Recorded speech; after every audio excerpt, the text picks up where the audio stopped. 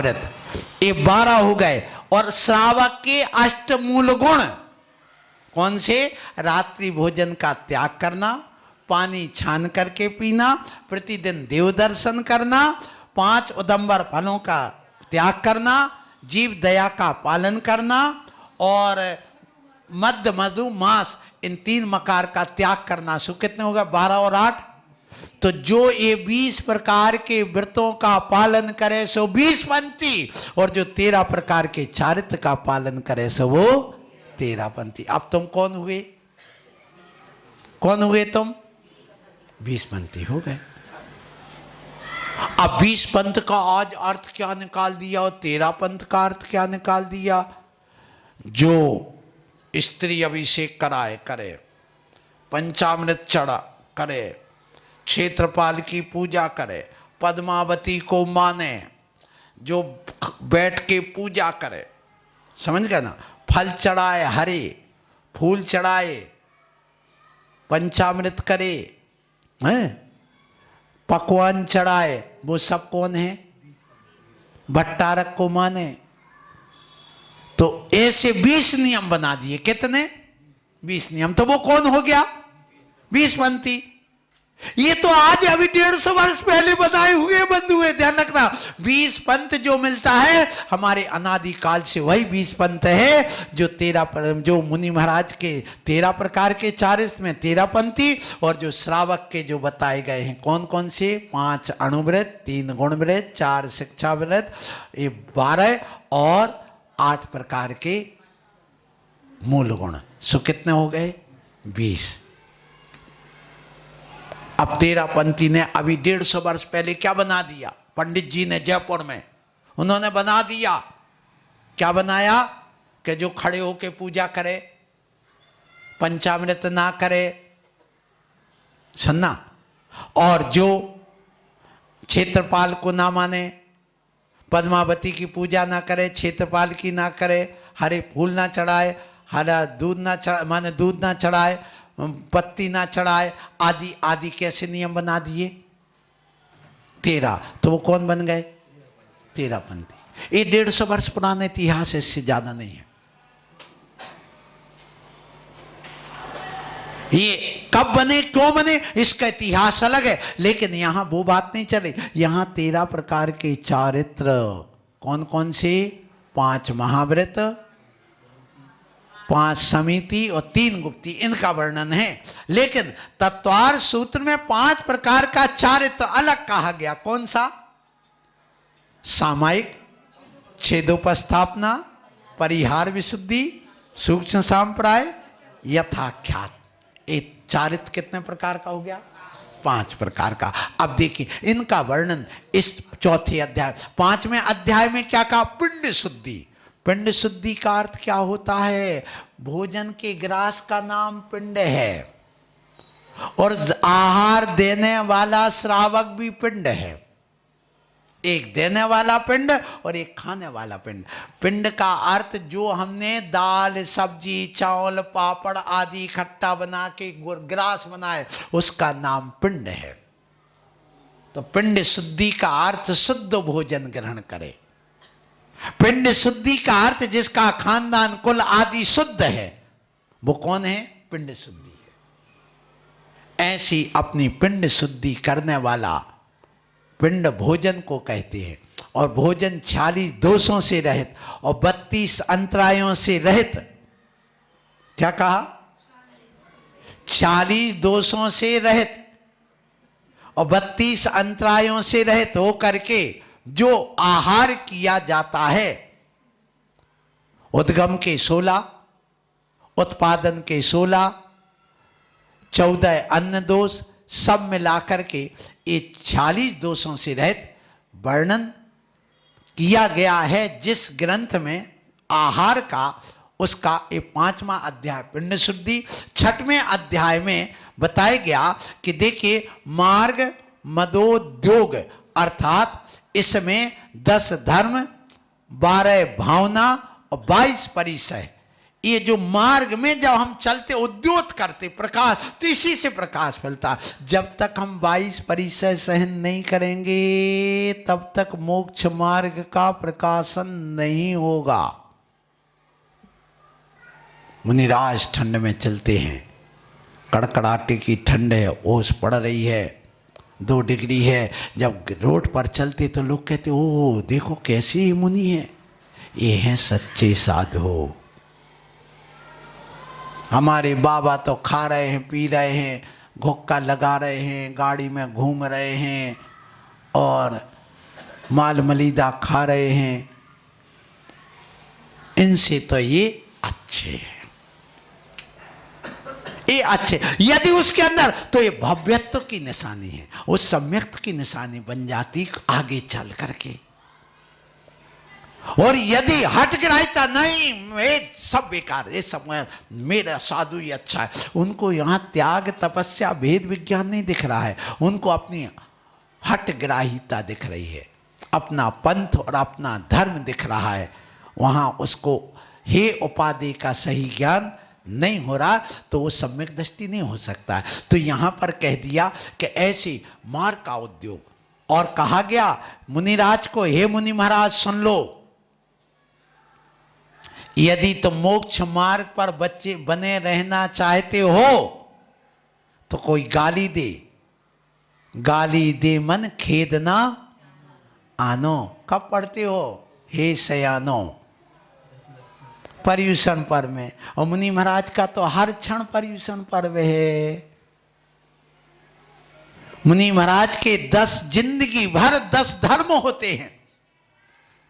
बद समिंदी रोधो लोचावासे मचेन मन्नाणम खिदि शरण मनंत बणम ठिदि भोयण में एदे खल मूल गुणा। फिर क्या पढ़ते हो? पंच महाव्रत, पंच समिति, पंचिंदी रोध, लोच, षड आवश्यक क्रिया दयो, अष्टाविंशति मूल गुणा, उत्तमच, क्षमा, मार्दव, आर्जव, शौच, सत्य, संयम, तपस, त्यागा, किंचन, ब्रह्मचर्याणि 10 लाख क्षण को धर्माहा। ये किसके है? गाली दे तो सुन लो, ठंड हो तो सुन लो, सहन कर लो, गर्मी हो, प्यास लगी हो, भूख लगी हो तो भूख प्यास तो सहन कर लेते हैं, लेकिन कोई गाली दे दे तो वो सहन नहीं होता। महाराज डांट दें तो भी सहन नहीं होता। महाराज ने हमें भरी सभा में डांटा, मैं चला, कहाँ जाओगे? हैं?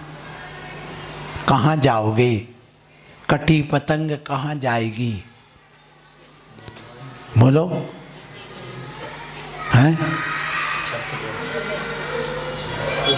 कटी पतंग कहाँ गिरेगी पता नहीं, संग छे छूटा साधु कहाँ गिरेगा पता नहीं।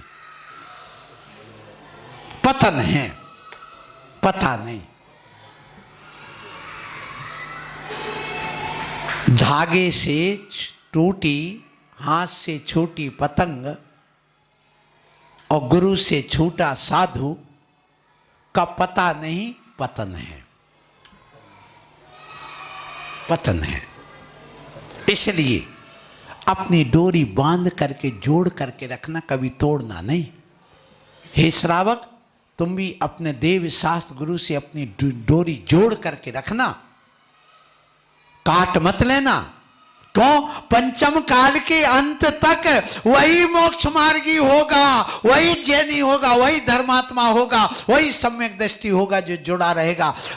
धीरे धीरे कटते जा रहे, कटते जा रहे, कटते जा रहे, कटते जा रहे। अंत में पंचम काल के अंत में कितने बचेंगे? 4, 1 मुनि, 1 श्रावक, 1 श्राविका और 1 आरिका। कितने बचे? बस वे ही मोक्ष मार्ग, बाकी तो सब कुमार्गी हो जाएंगे। इसलिए मैं आप लोगों से कहूँगा, आप लोग इस बात को समझिए। यहाँ पर कहा जा रहा है कि देखो, आप अपने इस जीवन में शुद्धि रखिए, अपने जीवन में इस मार्ग की प्रभाव न करिए। और इसीलिए लिखा गया मार्गाच्चवन निर्जरार्थम परिसोडव्य परिसहा, जो 22 परिसय सहन करता है वह मार्गाच्चवन, मार्ग से कभी मोक्ष मार्ग से विचलित नहीं होता, और जो परिसय सहन नहीं करता वो मार्ग से विचलित हो ही जाता है। निर्जरार्थम, और कर्म की निर्जरा के लिए हम परिसय सहन करते हैं, पागल बन करके नहीं। हम पागल नहीं, पापों को गलन करने वाले परिसहजयी हैं।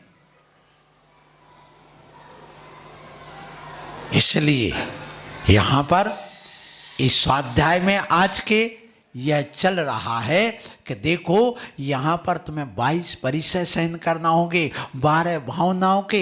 हे श्रावक, तुम परिसय सहन नहीं करते, कोई बात नहीं, मत करो। भूख लगी भोजन कर लो, प्यास लगी पानी पी लो, थक गए गाड़ी में बैठ जाओ, पैरों में कांटे चुभ रहे जूते चप्पल पहन लो, लेकिन 12 भावना का चिंतन करो कि राजा राणा छत्रपति हाथ इनके असवार, मरना सबको अपनी अपनी। खूब धन जोड़ लो, कोई बात नहीं, खूब शरीर की रक्षा कर लो, खूब दवाई कर लो, लेकिन अंत में यही सोचना कि ये कोई बचाने वाला नहीं, मरना एक दिन निश्चित है। तो ऐसी भावना तो कर लो। भावना भवनाशनी होती है, इसलिए इतना करने के बाद यहां पर कहा गया कि देखो आप जब वैराग्य आ जाता है, जब वह परिसय सहन करता तो तब अपने आप टपक जाता है, तब आ ही जाता। इसलिए तप आराधना करिए, तो 7वें अध्याय में तप आराधना का वर्णन आ जाता है। और तप आराधना के 104 श्लोक इस ग्रंथ में, इस अनगार धर्मामृत में पंडित आशाधर जी ने लिखे हैं। वो तप कौन से हैं आप जानते? तप 2 प्रकार के हैं, अंतरंग और बहिरंग। तप तपे द्वादश धरे वृष 10, रत्नत्रय सेवे सदा। वे हमेशा 12 तप को तपते हैं, रत्नत्रय का सेवन करते हैं, 10 धर्म को जीवन में पालते हैं। ऐसे मुनि महाराज होते। तुम्हारे लिए भी तप कहे गए कितने? 12, 6 अंतरंग और 6। अब अंतरंग तप कौन से हैं? प्रायश्चित, विनय, वैयावृत्ति, स्वाध्याय, व्युत्सर्ग और ध्यान। तुम कर सकते हो, कायुसर कर सकते हो, प्रायश्चित लेते हो, हाथ जोड़ के विनय कर लेते हो। जब आप हाथ जोड़ते हो कि मुख मोड़ते हो? बताओ, गुरु के सामने तुम हाथ जोड़ते हो कि मुख मोड़ते हो? हम जब विहार करते हैं तो वो पूरे अपने शरीर को ढक करके, कई लोग हमें मिलते महिलाएं भी, और वो जैसे महाराज दिखते वे मुख यूं मोड़ लेते, ठीक है भैया मोड़ लिया। और कुछ लोग क्या करते हैं, ये हाथ जोड़ना तुम्हारे सम्यक्त की श्रद्धा की अभिव्यक्ति है। तुम सम्यक दृष्टि हो, तुम्हारे अंदर आस्था है, इसकी अभिव्यक्ति किससे होती है? हाथ जोड़ने से और सिर झुकाने से। और तुम नास्तिकवादी हो, हम पर आस्था नहीं रखते हो। ये किस कब अभिव्यक्त होता? जब तुम मुख मोड़ लेते हो किसी संत को देख करके, तो समझ लेना तुम इस संत के प्रति आस्थावादी नहीं, नास्तिकवादी हो। इसलिए हे जैनी, हम किसी और से नहीं कहेंगे, तुमसे जरूर कहेंगे कि तुम आओ। कान पकड़ करके बैठा सकते, उठक बैठक भी लगवा सकते। किसके लिए? अपने कल्याण के लिए, अपने पश्चाताप के लिए, अपनी गलती के लिए, अपने पाप धोने के लिए, कि तुम पश्चाताप करो, यहां प्रतिक्रमण करो, गुरु के पास आओ, उपदेश सुनो, और सुन करके अपने तप हैं, अंतरंग तप।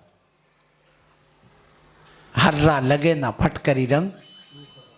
आपने 1 घंटे इस ग्रंथ का स्वाध्याय सुन लिया, आपने तप कर लिया, स्वाध्याय परमम तपः, ये अंतरंग तप हो गए। आप आए, आपने मुनि महाराज को आहार दे दिया, उस श्रावक ने इतना असंख्यात गुणी निर्जरा करके तप कर लिया। ध्यान रखना, भगवान की पूजा और मुनि के लिए आहार दान, ये पुण्य की क्रिया नहीं, ये तप की क्रिया है। किसकी क्रिया है?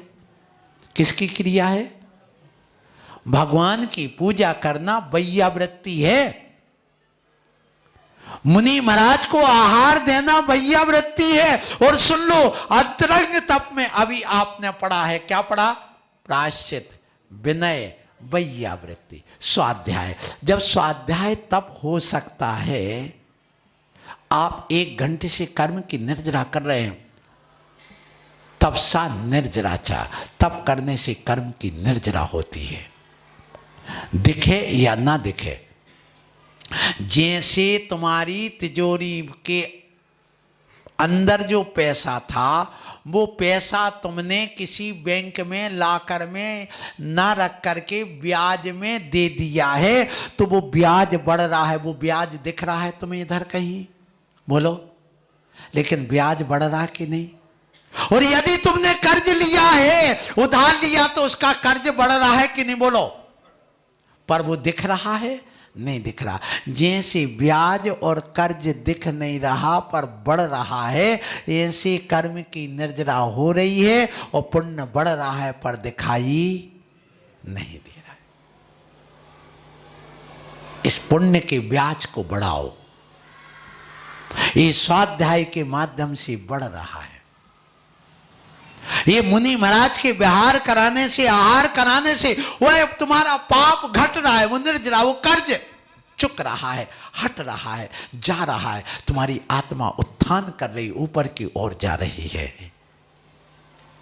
जैनी लोग सब ज्ञानी कहलाते हैं, सारे जैनी भेद विज्ञानी कहलाते हैं, सारे जैनी धर्मात्मा कहलाते हैं, सारे जैनी अहिंसक कहलाते हैं, सारे जैनी आपके महान मोक्ष मार्गी कहलाते हैं।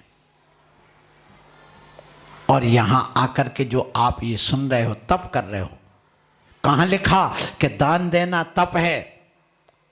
हमने तो यही सुना, दान देने से, पूजा करने से क्या रखा, छोड़ो छोड़ो, अरे इसमें तो पुण्य अर्जन होता। रत्नकरंड श्राप का 4 ग्रंथ पढ़िए, उसमें शायद 134 नंबर की कारिका आई है, उसमें स्पष्ट लिखा कि दान और पूजा वैयावृत्ति सहिते, ये वैयावृत्ति है, भगवान की सेवा है, पूजा करना और आहार देना गुरु की सेवा है, और इसको करने वाला कर्म की निर्जरा करता है, महान तप है। इसलिए जब भी तुम्हारे गांव में साधु आए, तुम चौका लगा लो, तुम चौका लगा लो, हमारे यहाँ व्यवस्था नहीं है, हैं?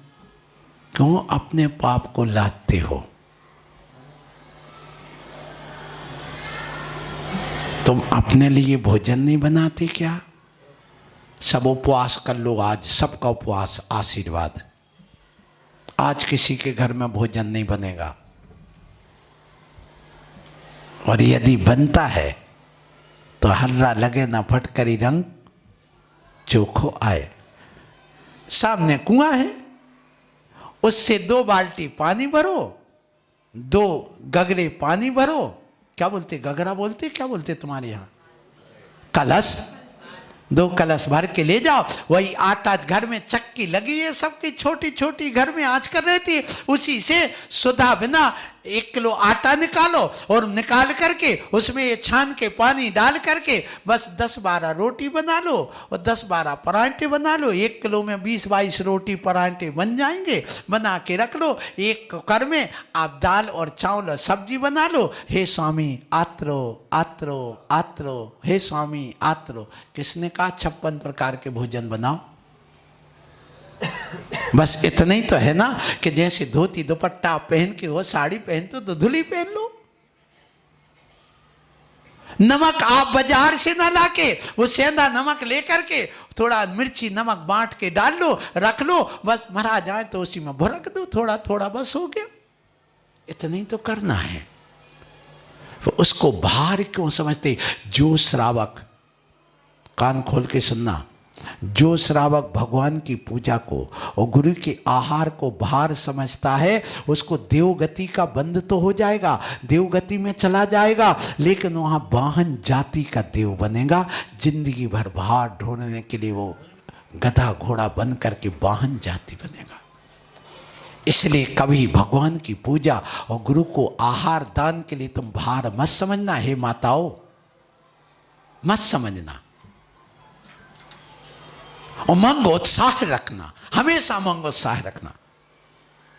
ऐसी क्रिया करने वाला महान तप आराधना कर रहा है। तो यहां कहा गया 7वां अध्याय में यहां पर कि देखो क्या तप करना, क्या करना, तप। कौन सा तप? अंतरंग। और अंतरंग कौन?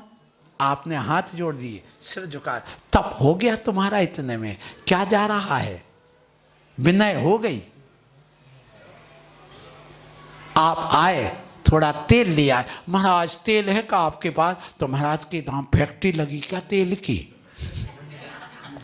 फिर हम रख लेंगे, 2-4 नैपकिन रख ले, 2-4 लीटर तेल रख ले। महाराज के पास तो इतना तेल रखा था। तो श्रावक का कर्तव्य बनता है, हे श्रावक, अपने घर से जहां हम भी भैया वृत्ति करने जाते थे, एक तेल की शीशी, सरसों की, एक नारियल की, और थोड़ा एक डिब्बी में घी। अब जो जो लगवाएंगे सो लगा देते हैं। फिर नैपकिन लेके तुम लगा के तो चले गए। अब वो पहुंचेगा कौन? तो महाराज फिर एक नैपकिन रखे, पर एक चड्डी भी रख ले। तो इस श्रावक का कर्तव्य, एक बैग में थोड़े से 2-4 नैपकिन, तेल लाओ, आ गए। काय को महाराज जय हो जय हो जय हो, खुलवा दिया। अब आ गए महाराज भैया वृत्ति, तेल रखो है, नैपकिन रखी है। ये नहीं, ये सीखो, ये सिखाने की दृष्टि से है, ये सिखाने की दृष्टि से, निंदा आलोचना की दृष्टि नहीं है कि ये श्रावक का कर्तव्य बनता है कि वो करे। हम लोग तो जब आचार्य श्री नैनागिरी वगैरह में रहते थे, देखते थे महाराज कोई अपने पैरों में तेल घी नहीं लगने से ठंड में फट जाते, तो एक बट्टी ले जाते, वो घिसने वाली पत्थर की, और ले जाकर के गरम तेज पानी कैन में ले जाते, एक तसला ले जाते, और पैरों में बाम लगा के और रगड़ रगड़ के उनको साफ कर देते कि खून ना आ जाए, महाराज के पैर खराब हो रहे हैं। तो ये भैया वृत्ति, ये कला, ये तप है। तो स्वाध्याय ये भी तप है, भैया वृत्ति ये तप है, व्युत्सर्ग, कायुत्सर्ग, ध्यान, योग सब करते हैं आप। फिर आता है क्या? अनशन, अमोदरी, वृत्ति परिसंख्यान, रस परित्याग, विविक्त सय्यासन, काय क्लेश वायम तपा। जब तुम मुनि महाराज के साथ विहार करते हो ना, भूखे प्यासे थक जाते हो, तो ये काय क्लेश नाम का तप कर रहे है, तुम्हारी असंख्यात गुणी निर्जरा हो रही है। इसलिए कहा जाता गुरु का विहार जरूर कराना चाहिए। हाँ, फिर यहां पर 8वां अध्याय, पूरा अध्याय करना, पूरा ग्रंथ का आज वाचन पूरा करना है। 8वें अध्याय में है आवश्यक निरुक्ति। आवश्यक निरुक्ति में 134 श्लोक है, और इसमें बताया गया आवश्यक निरुक्ति का अर्थ षड आवश्यक। आवश्यक निरुक्ति का अर्थ क्या लेना? षड। मुनि महाराज के कितने आवश्यक होते? 6। कौन कौन से? समता समारे थुति उचारे, वंदना जिन देवे को, नित्य करे प्रत्याख्यान प्रतिक्रमण, तजे तन्ने अहमेवे को। मुनि महाराज की 6 आवश्यक है। कितने? 6 आवश्यक। कौन कौन से? सामायिक, समता का अर्थ सामायिक, स्तुति, वंदना, प्रतिक्रमण, और क्या? प्रत्याख्यान और कायुत्सर्ग। ये कितने हो गए?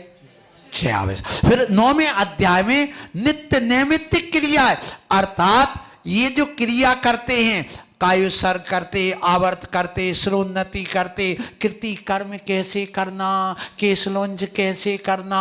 तो विशेष गुण कितने हैं साधु के? 7। कौन कौन से?